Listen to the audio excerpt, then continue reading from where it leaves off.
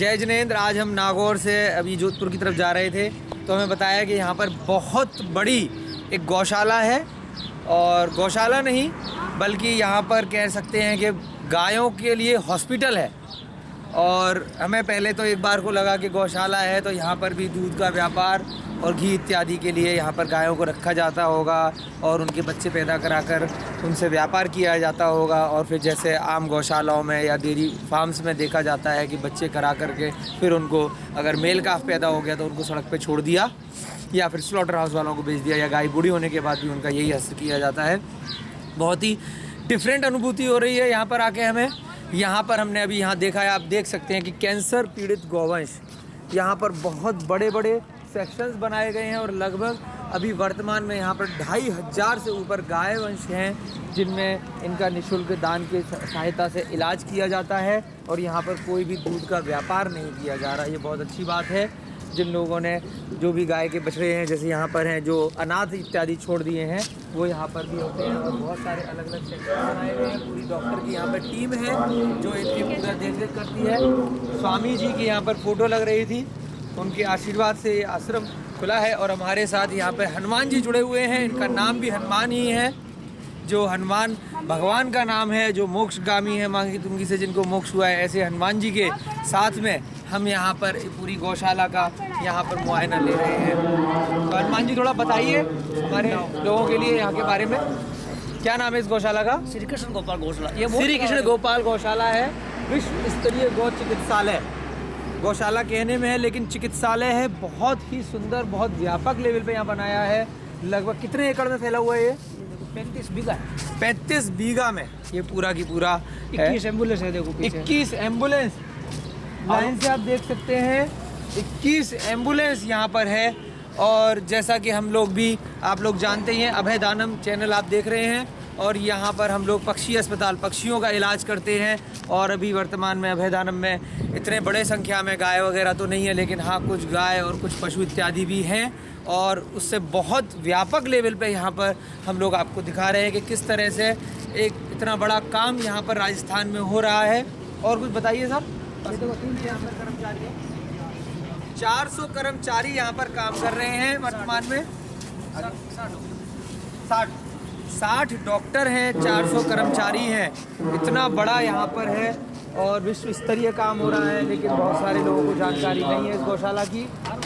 यहाँ देखिए 3 पैर वाले गाय हैं यहाँ पर बहुत सारी। इसकी जन्म से 3 पैर है।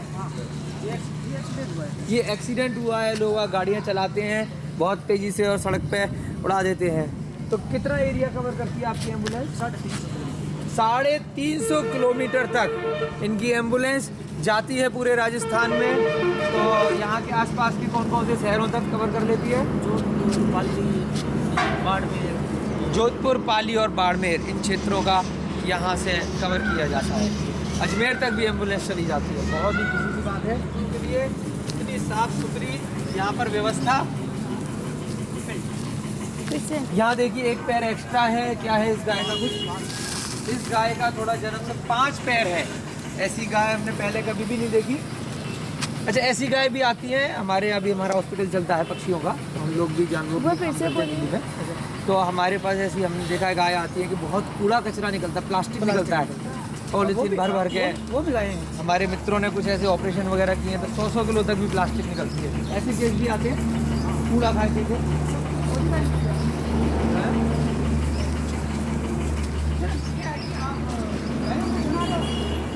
यहाँ देखिए एक नई चीज़ हमने देखी, यहाँ गाय के अलावा कबूतरों के लिए भी इन्होंने पूरे बनाया हुआ है, जो यहाँ पर भी इलाज के लिए आते होंगे। हाँ, ये बीमार है, ये स्वस्थ हो गए, अब स्वस्थ हो गए। ये क्या है? अच्छा, ये तो नकली है, डमी बनाया है। यहाँ पर देखिए सफ़ेद कबूतर के लिए इन्होंने अलग सेक्शन बनाया है पूरा।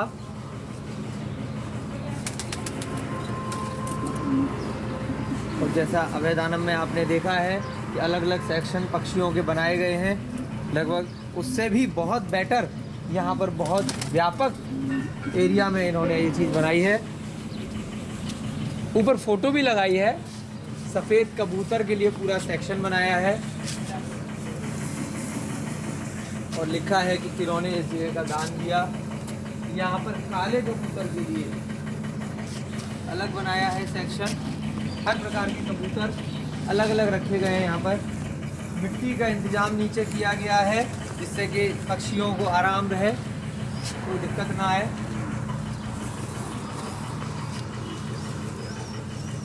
घायल मोरों के लिए ये बोर्ड दिखा दो। इसमें अंदर काले कबूतर हैं और यहाँ पर रंग बिरंगे जो नॉर्मल कबूतर होते हैं। इनमें ज़्यादातर बीमारी हमारे यहाँ भी जो रानी खेत वगैरह वही होती है, गर्दन चढ़ी हुई रानी खेत वाले होते हैं, लकवे वाले।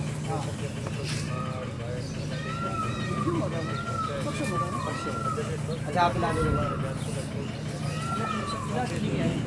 आप क्या देखते हैं? अच्छा ऑब्जर्व करते हैं। ये डॉक्टर साहब हैं और यहाँ पर हमारे साथ डॉक्टर साहब भी जुड़े हैं। नमस्ते साहब। हम लोग दिल्ली से आए हैं, वहाँ पर हम लोग पक्षी अस्पताल चलाते हैं बेगानंद के नाम से, दूसरी जगह।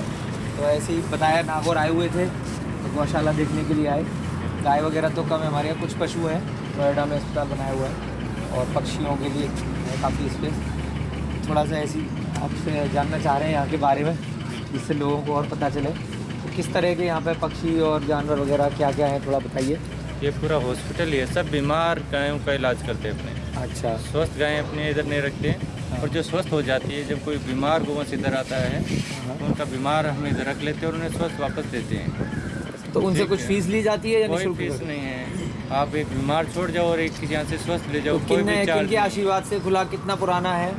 यहाँ पे एक गुरुजी है, उनका नाम है श्री श्री गजाराट महामंडलेश्वर स्वामी कुशालगिरी जी महाराज।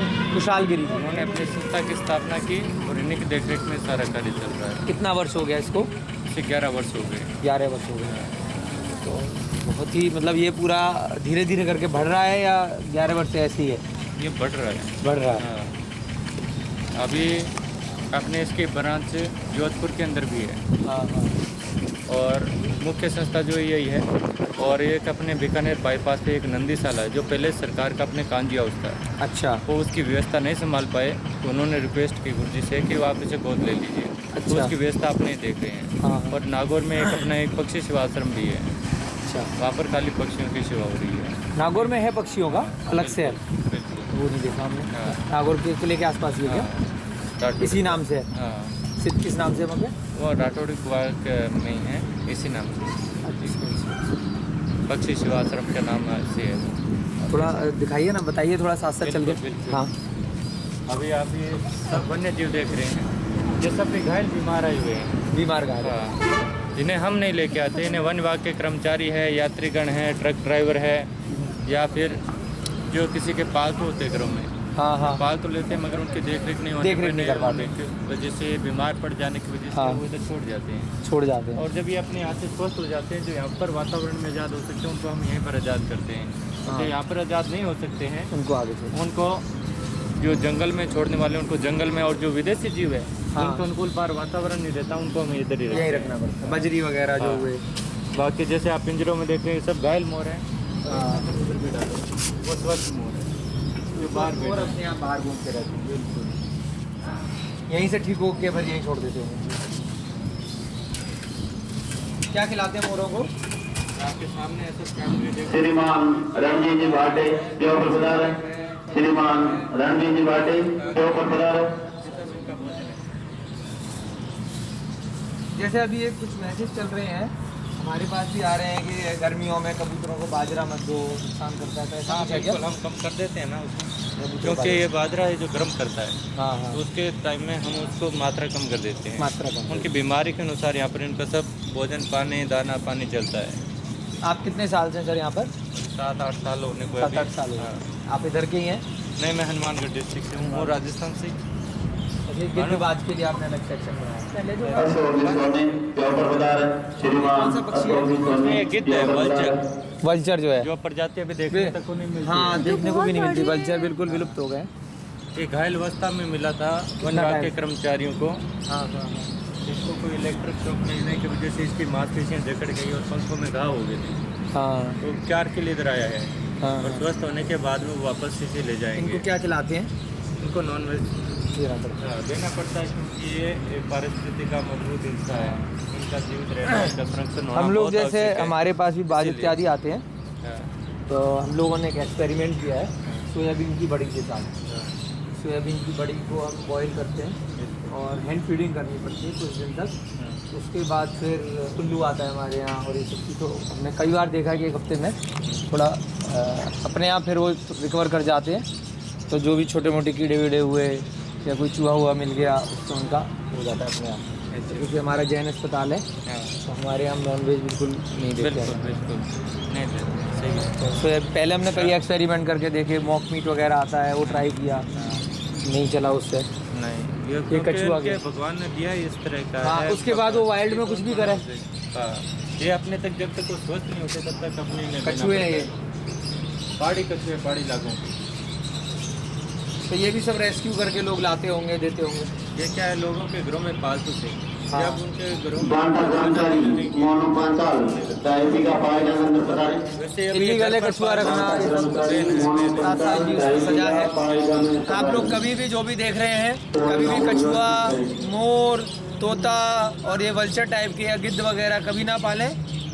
अगर पकड़े जाते हैं तो वाइल्ड लाइफ एक्ट में आपको 7 साल की इसके लिए सज़ा का प्रावधान है और इस प्रकार का काम ना करें आप। आगे आपको दिखाते हैं विदेशी रंगीन चिड़िया जिसको लव बर्ड भी कहते हैं। और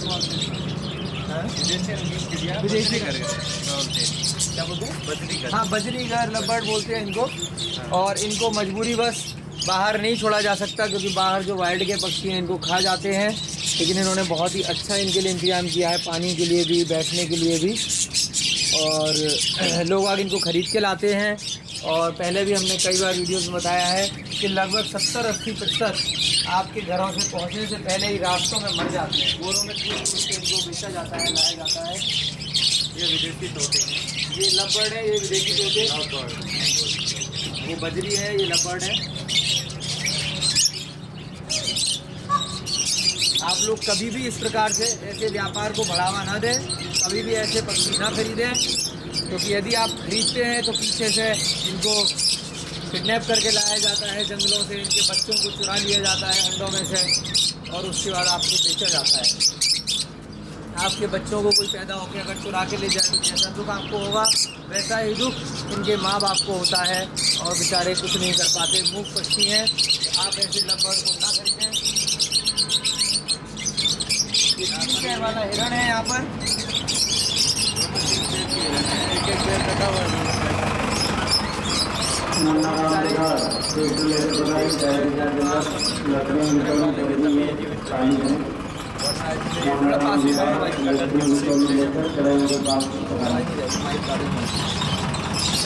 यहाँ पर बताइए सर, क्या बताएंगे? ये 3 पैर के हिरन हैं दोनों। इनका दोनों का एक्सीडेंट में एक पैर कटा हुआ है।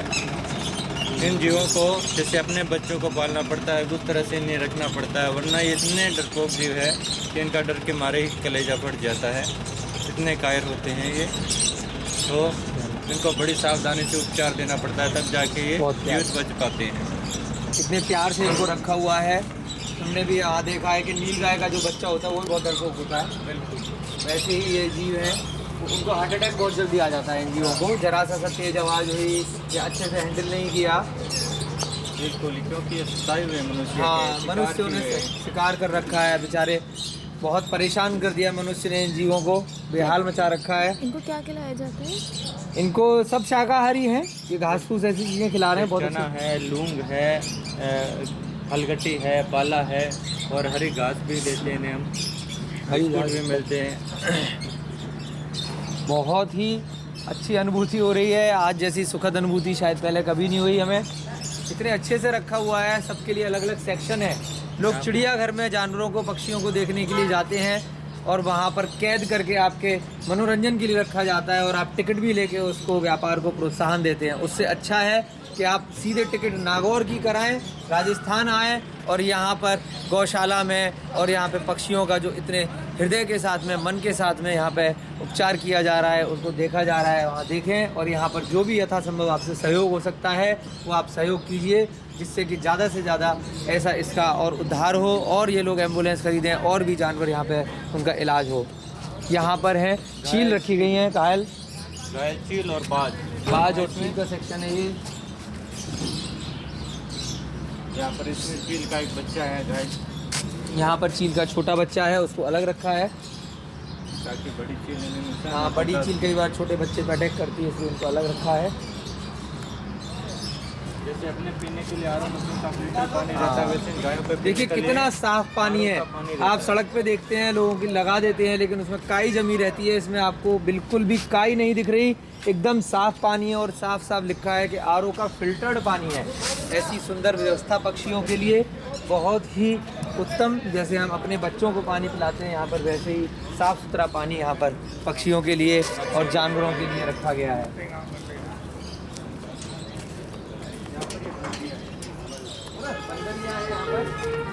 अभी थोड़ी देर पहले हमारे पास नोएडा से बंदर रेस्क्यू किया है बच्चा, तो पूछ रहे थे अभी क्या खिला सकते हैं, तो थोड़ा बताइए तो हमें बता देंगे। जिस प्रकार हम अपना भोजन करते हैं उसी प्रकार से इनको अपने भोजन करवा सकते हैं। ये जिससे गेहूं की रोटी भी खाते हैं, फल फ्रूट भी खाते हैं, केला इनको बहुत पसंद रहता है। अच्छा, और भी अपने दूसरे आइटम्स जैसे टमाटर है और सब्जियां हैं, तर ककड़ी है, खीरा है, वो अपने इन्हें खिला सकते हैं। अच्छा, आपने झूला वगैरह भी लगाया बंदर के लिए, तो ये कहीं से करंट वगैरह लगा होगा ज़्यादातर वही के ये शौक लग रहा चर्म था। रोग से पीड़ित आई हुई है। चर्म जब रोग। ये आई थी तो इसके स्किन पे बाल नहीं थे, ये अच्छा। पूरे बाल उड़े हुए थे और ये स्किन प्रॉब्लम से ग्रसित थी। अभी इसके शरीर पर बाल आ चुके हैं, बहुत जल्दी ये रिकवर कर रही है। ये इन्होंने बिल्कुल ठीक कर दिया है इसको। जब ये आई थी तो बिल्कुल बाल नहीं थे, सारे बाल उड़े हुए थे। कितना सुंदर एक बंदर के लिए देखिए झूला तक बनाया गया है अंदर। तो जैसी कोई भी जानवर पशु पक्षी अलग से आता होगा तो उसके लिए अलग सेक्शन बनाते होंगे, बिल्कुल, उनके लिए सबके लिए अलग अलग अलग अलग बना देते हैं। घायल सांड है, कोई एक्सीडेंटल है, कोई तेजाब डाले हुए जले हुए हैं, कोई इन्फेक्शन की वजह से है, कोई कुल्हाड़ी मार देने की वजह से भी घायल होकर आए हुए हैं। ये देखिए जानवर कितने आपस में मूक हैं झगड़ने की वजह से भी, एक दूसरे के सींग लगने की वजह से ये सब घायल हुए हैं। और इंसान कितना निर्दयी है। जिस गाय का दूध निकालता है मामा मामा चिल्लाता है सबसे ज़्यादा भारतवर्ष में, घी खाता है उसका, और उसके साथ क्या हाल करता है, कैसे तेजाब उसके ऊपर डालता है। जरा सी बेचारे कुछ खाने को लिए ढूंढ रही होती है, कितना बुरी तरह उसको दर्द होता है और उसके बाद उसको सड़क पर फेंक देते हैं। यही मनुष्य है हमारे भारत देश का, जिसको लोग समझते हैं कि भारत देश के लोगों की करुणा अब कहाँ गई। देखिए आपके सामने है कि कैसे लोग व्यवहार करते हैं सांडों के साथ में और गायों के साथ में। हमने भी नोएडा में कई बार ऐसे केस देखे हैं, जरा सा ठेल पे से अगर कुछ पत्ते खा लिए गाय ने तो इधर लिया और तेजाब रखते हैं, सारे के सारे हाथ में कुल्हाड़ी रखते हैं, या तो पूंछ काट देते हैं या उनके ऊपर तेजाब डाल देते हैं और तड़पने के लिए छोड़ देते हैं। ये देखिए कितनी बुरी हालत है बेचारों की। लेकिन इनका भाग्य है कि यहाँ पर ये नागौर स्थित गौशाला में यहाँ पहुँच गए और इनका आगे का टॉर्चर ना हो के इनको भरपूर देखरेख के साथ में इनका इलाज हो रहा है। तो यहाँ पर पूरा ये घायल वाला सेक्शन है, ये पूरा घायल सांड वार्ड तक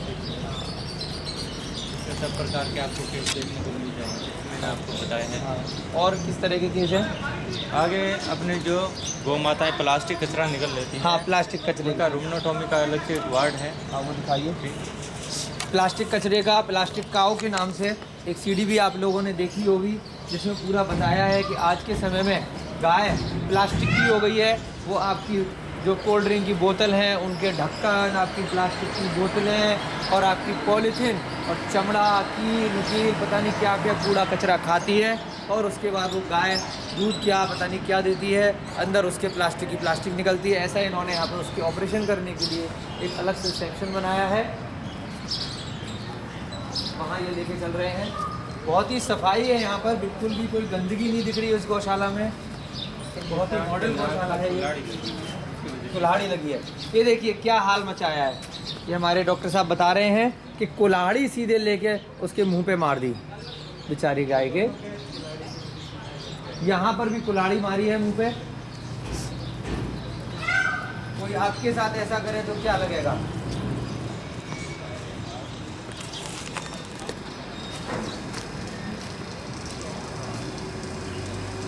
ये देखिए पूरा अलग एक वार्ड बनाया गया है, रूमिनोटॉमी वार्ड। ऑपरेशन कर पेट से निकाला प्लास्टिक कचरा व मलबा।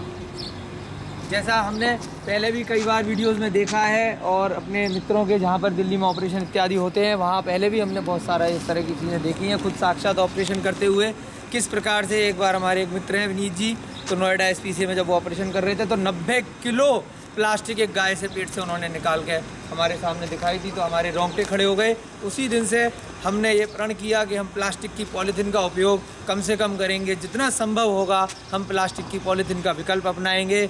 आप लोग भी थोड़ा सीखिए, जानिए कि कैसे प्लास्टिक की आपकी जो पॉलीथीन होती है जिसमें आप खाना पीना बड़े शौक से लेते हैं और वन टाइम यूज़ करके आप कहीं पर भी सड़कों पर नालों में फेंक देते हैं, तो उसका क्या हाल होता है। वो अल्टीमेटली जाती कहाँ है, वो जाती है आपकी गौ माता के पेट में। तो वो सारा इन्होंने सेक्शन बनाया है और पूरा यहाँ पर प्लास्टिक का कचरा निकाला जाता है। ये इनकी पुस्तक है छोटी सी, कामधेनु दर्शन के नाम पर। इन्होंने क्या क्या अपने यहाँ के ऑपरेशन के बारे में थोड़ा सा बताया है। और ये देखिए सबसे ऊपर भगवान महावीर का इन्होंने चित्र लगाया है। कितना इन्होंने जियो और जीने दो का जो सिद्धांत है उसके अनुरूप ये गौशाला चल रही है। और स्वामी जी ने जैन धर्म के 24वें तीर्थंकर भगवान महावीर को महावीर जयंती पर नंदा कामधुनी का भव्य जुलूस यहाँ से निकाला गया था। कितनी खुशी की बात है, भगवान महावीर के सिद्धांतों पर वास्तव में यहाँ पर कार्य हो रहा है। और ऐसे ही ये गौशाला, और यहाँ अब ये हमें मेडिकल रूम थोड़ा सा दिखाने ले जा रहे हैं जहाँ पर हो सकता है। यहाँ देखिए चारे का गोदाम, कितना सारा चारा यहाँ पर। और ये चारा गोदाम नंबर 5 है, गोदाम नंबर 5 है। 6 चारा गोदाम है अभी, 6 चारा गोदाम है। इतने अलग अलग प्रकार का चारा है, इनको इनकी बीमारी के अनुसार चारा दिया जाता है। बीमारी के अनुसार। तो महीने पे कितना लगभग खर्चा आ जाता है, अंदाजा आइडिया है आपको? 1 महीने का यहाँ का टोटल जो खर्च है वो 5.5 से 6 लाख रुपए के लगभग पड़ता है। 5.5 लाख रुपए में सारा खर्चा निकल जाता है। टोटल गाड़ी का, एम्बुलेंस का खर्च है, यहाँ के स्टाफ का खर्च है, यहाँ की गायों का, बहुत ही बजट में चल रहा है। और इनके चारे का खर्च है, इनके पानी वगैरह का सब टोटल खर्च मिला के बहुत बजट में यहाँ पर कार्य हो रहा है।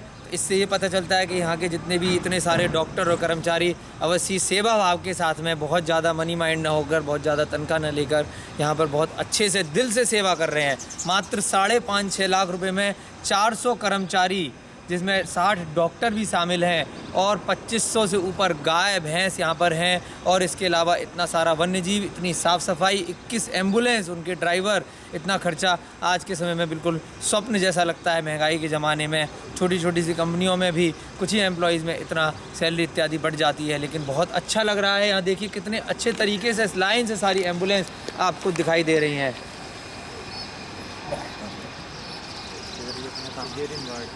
सिजेरियन वार्ड में लेके चल रहे हैं, बच्चेदानी का ऑपरेशन कर निकाला। ये सिजेरियन वार्ड है, यहाँ बच्चेदानी का ऑपरेशन कर निकाला बच्चा है। अच्छा, वैसे नहीं दे पा रहा होगा तो बच्चेदानी का ऑपरेशन किया है।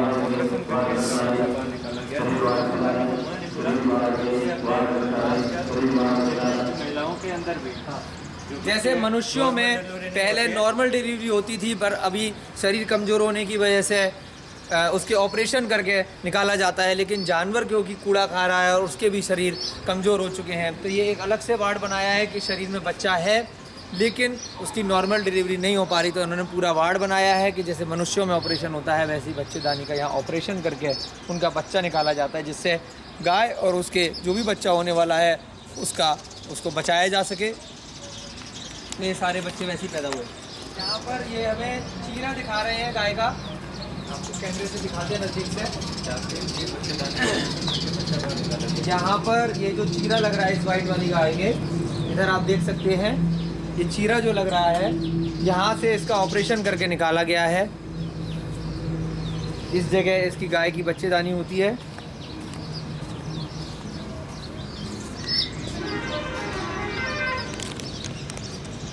ये पूरा इनका ऑपरेशन करके यहाँ से बच्चा निकाला गया है। बहुत ही अच्छा अलग से वार्ड बनाया है। अच्छा, इनको बांध के इसलिए रखा है कि ये लड़े नहीं आपस में, क्योंकि ये बीमार गाय, इनको डेली ट्रीटमेंट की आवश्यकता रहती है, कोई एक दूसरे को घायल ना कर दे।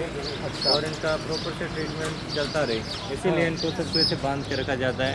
अच्छा, तो आपके यहाँ पे जैसे कोई सीखने आना चाहता है तो समर ट्रेनिंग वगैरह या वो सब सुविधाएं भी हैं, कोई स्टूडेंट्स आएँ या कुछ? बिल्कुल, इसमें जो अपने वेटनरी के वे है डॉक्टर और कंपाउंडर हैं हाँ। वो अपने यहाँ पर प्रशिक्षण के लिए आते हैं। हाँ। उनके लिए अपने यहाँ पर अच्छी व्यवस्था है। हाँ। अभी तक अपने 800 डॉक्टर और कंपाउंडर को यहाँ से प्रशिक्षित करके अच्छा। अलग अलग क्षेत्रों में भेजा भी है, जो अपने अपने क्षेत्र में गायों की चिकित्सा सेवा कर रही हैं। तो कंपाउंडर मतलब यहाँ पर रहने की व्यवस्था है? जैसे हमारे यहाँ से हम दिल्ली से कुछ भेजे हैं तो यहाँ पे रहने का है या कुछ फीस देनी पड़ती है उनको सीखने के लिए? नहीं, कोई भी फीस नहीं है उनको सीखने का?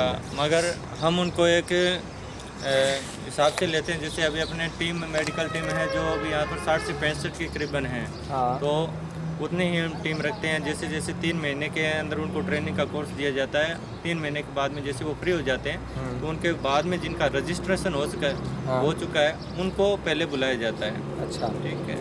इसी प्रकार से अगर आपको ट्रीटमेंट सीखना हो, यहाँ की व्यवस्था देखनी हो तो 3 महीने के लिए बहुत कम शुल्क में, बिल्कुल ना ही शुल्क में आप लोग यहाँ कंपाउंडर या वेटरनरी का कोर्स करा है कहीं से भी।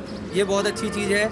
यहाँ पर आप आके सीख सकते हैं और आप प्रशिक्षण भी प्राप्त कर सकते हैं। कोई भी शुल्क नहीं लिया जाता, कोई शुल्क नहीं है यहाँ पर। और अच्छा कार्य अगर वो करते हैं तो उन्हें वेतन भी मिलता है। बहुत अच्छा काम करेंगे तो वेतन भी मिलेगा और अपने अपने एरिया में जाके पूरे भारतवर्ष में इनका अपने लगभग बहुत लंबे टाइम तक इनका उपचार चलता है, तब जाके गौ माता स्वस्थ हो पाती है। क्योंकि ये बीमारी आती भी धीरे धीरे है और उनको प्रॉपर अच्छे तरीके से ट्रीटमेंट मिलता है, अच्छा आहार मिलता है, तब जाके ये गायें स्वस्थ हो पाती है। कितना ध्यान रखना पड़ता है गायों का। और इतनी सारी गायें, वही प्रश्न कि आई कहाँ से है? वो आई आपकी दूध, पनीर, घी की और इतनी मिठाइयों की जो बेशुमार आपकी डिमांड है उसकी वजह से उनको पैदा किया जाता है। और इतनी सारी फिर वो सड़कों पे घूमती रहती हैं। तो इतनी ज़्यादा ज़रूरत है, हमें उम्मीद है कि ऐसी गौशालाएं और भी जगह खुलें और सच्चे दिल से प्रकृति के लिए, जानवरों के लिए, पशु पक्षियों के लिए काम हो। डॉक्टर साहब का बहुत बहुत बहुत धन्यवाद। और आपका शुभ नाम? सुनील बिश्नोई। सुनील बिश्नोई जी हैं। आप यहीं के रहने वाले?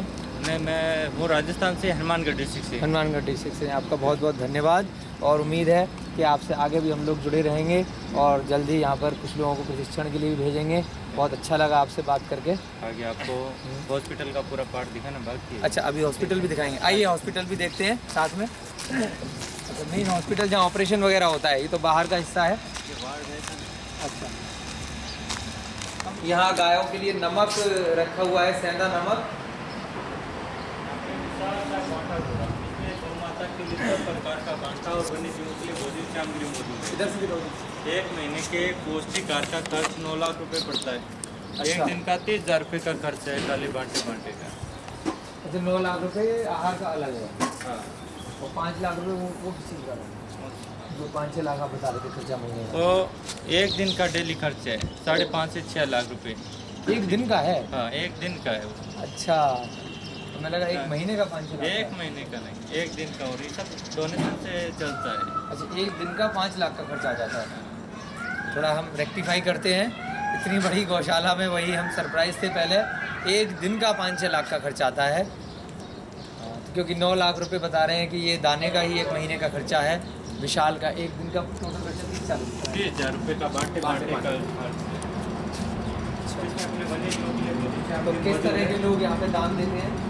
नॉर्मल जैसे छोटे यहाँ के लोकल लोग अपने ज़्यादा दान उम्मीद कर रहा है। और इनके लोग भी जो सेवाभावी लोग हैं जो गायों को अपने रखते हैं, वो खाली अपने जीव दया के रूप में वो यहाँ पर गौ माता के लिए दान करके जाते हैं। गौ माता हेतु फिटकरी भी खाती है गौ माता?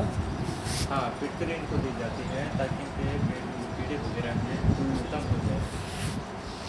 अच्छा, फिटकरी खाने के साथ खाएंगे तो कीड़े खत्म हो जाते हैं? हाँ, कीड़े खत्म होते हैं। इसमें अलग अलग होता है, एक बीमारी के साथ तो मनुष्य भी इनको खा दिए सकते हैं जाते हैं। फिटकरी की? नहीं मनुष्यों को नहीं। नहीं, ये सबके लिए अलग अलग होती है। ये चाटती ही नहीं, खाती नहीं। अच्छा। खाली बहुत कम मात्रा है क्योंकि आवश्यकता पड़ती है। लाल मिर्च खाते हैं, लाल वन्य मिर्च जीव, और बाजरा खाते हैं।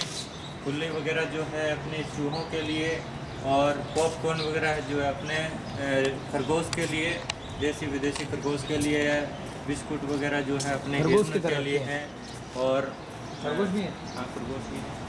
हमारे तो- अस्पताल में बहुत सारे खरगोश हैं। जो में धान आते हैं उनमें 2 धान मिक्स रहते हैं, गेहूँ, बाजरा, रेत। वो यहाँ पर इस मशीन के द्वारा अलग अलग होते हैं। गेहूँ अलग होता है, बाजरा अलग होता है, रेत अलग यहाँ होता पर है। अच्छी तरह उसकी यहाँ पर सफाई की जाती है। उसके बाद में अंदर इनको पिसाई के लिए ये मशीन अनाज लगी छानने हुई की है। मशीन लगाई हुई है यहाँ पे इन्होंने।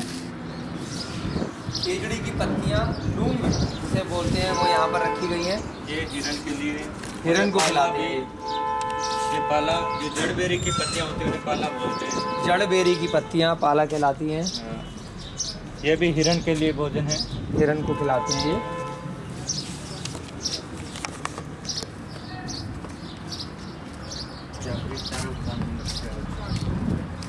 ये गोदाम नंबर 6 है चारे का। ज्वार की फसल है। अच्छी तरह से इनमें देखिए चाल कितना में बड़ा छाल हॉल के है देते हैं चारे का। ताकि धूल मिट्टी वगैरह जो भी है इसमें बाहर निकल जाए। यहाँ पर ये फलगट्टी है ग्वार की फले की, जो ग्वार निकालने के बाद में जो फलगट्टी बचती है वो अच्छा, फल गटी है यहाँ पर। सरसों की, ग्वार की।